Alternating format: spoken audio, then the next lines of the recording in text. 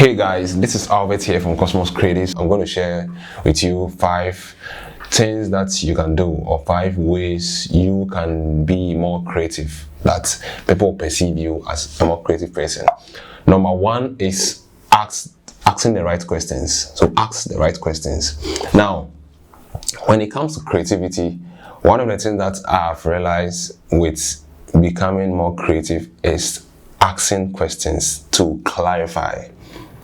I once asked somebody this question, and I'm asking you this question. If, let's say, Bill Gates gives you, or says, I want to give you $1 billion to jump out of an airplane, will you jump out? I want you to, before, don't skip the video, comment below, what will you do? Ask somebody, the person said, no way, because if I jump out, obviously I'm going to die. Fine. Then later on, I asked the person, what if the airplane was on the ground? That the airplane was not in the air, but it was like on the ground. Would you have jumped out? He said, yes. Of course, I would have jumped out, because at least the least I will get maybe some leg pains, and I can easily fix myself. So, in avoiding to ask questions to clarify, to understand a scenario, you missed out on a very big opportunity. One of the ways to develop insights about any subject, or even if you are presented with a brief, you need to ask more questions. Okay, why do you need this? Then you ask another why. Somebody comes, okay, I need a website. Okay, why do you need a website? Okay, because I want my business to go online. Okay, why do you want your business to go online? Because I want my customers to be able to find my services and patronize my services online. Oh, okay. So why do you want your customers to patronize your service online? Because I want to increase sales. Bingo. You get a better insight. Okay, so that means that this person actually wants to increase sales. That's why he wants this website. So it gives you a different context altogether, as in what the whole game is, what the whole goal of maybe something is.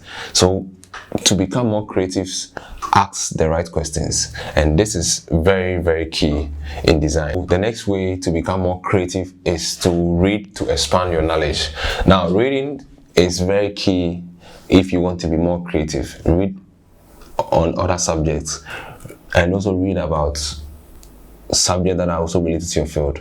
Because one of the things that I was reading an article on Medium once, and the article made a very striking statement that one of the things that people who are very creative have in common is that they have a lot of perspectives.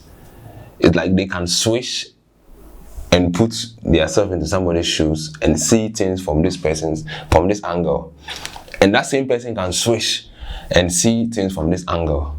Okay, the person can say, okay, let me go down and see this from this angle.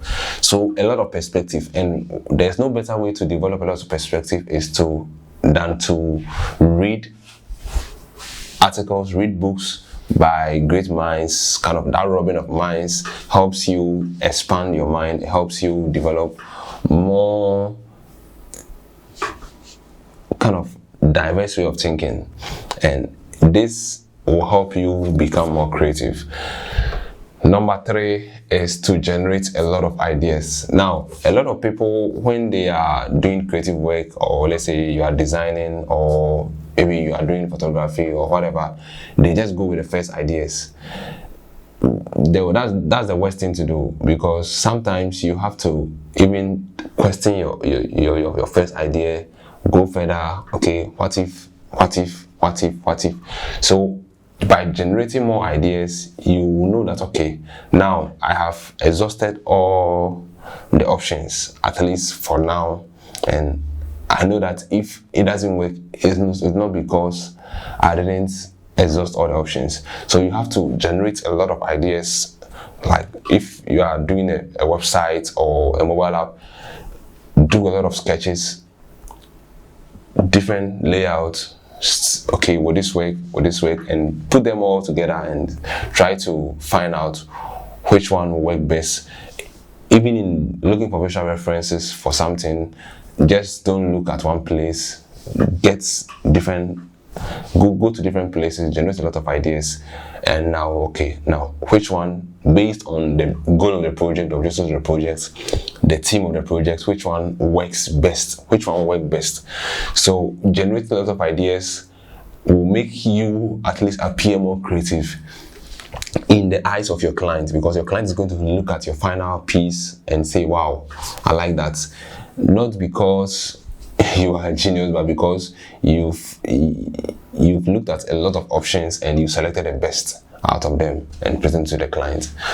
So number 4 way to become creative is try something outside your creativity comfort zone. And this is very, very, very important. It could be, let's say if you're a designer, it could be photography, and it could be, let's say, learning how to code. It could be even going to the gym.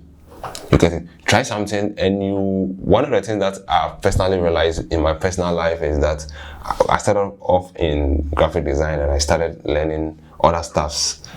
Like I started learning even speaking, I learned a lot of things. I learned photography,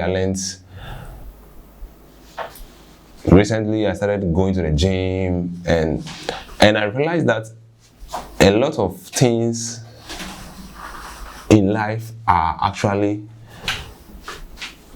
the same.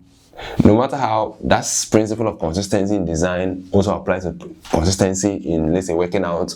The principle of hierarchy applies to a lot of things. The rules, it applies to a lot of things. So it gives you a different way of thinking if you try other things.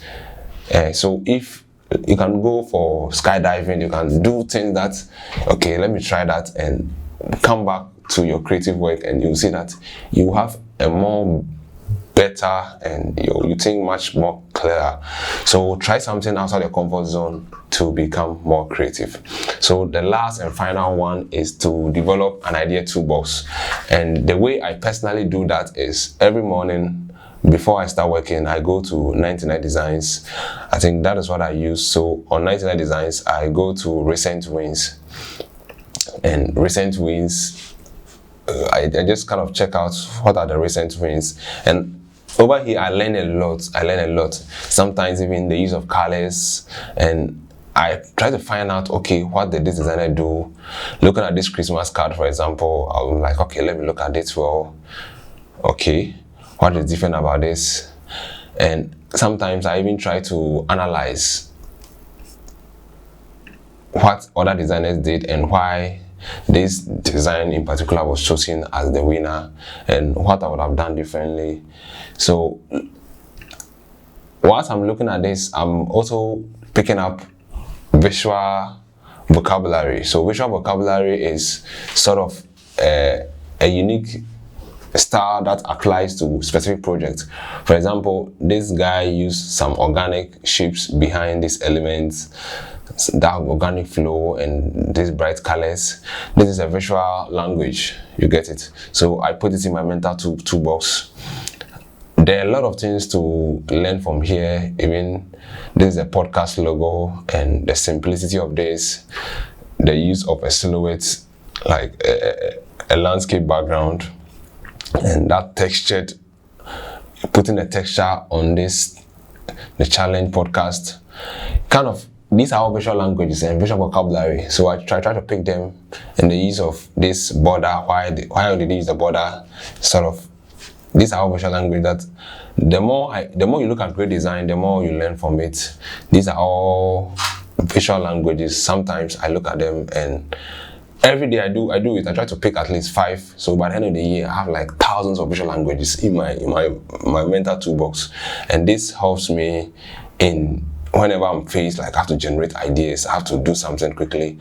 I try to scan my toolbox to see if I have anything to work with. So guys, these are 5 ways to become more creative as a person or as a designer. Let me know if this video was valuable to you, and subscribe to this channel if you've not already done that, and share this video with your friends if you've not already done that. Thank you, and see you in another video. Bye.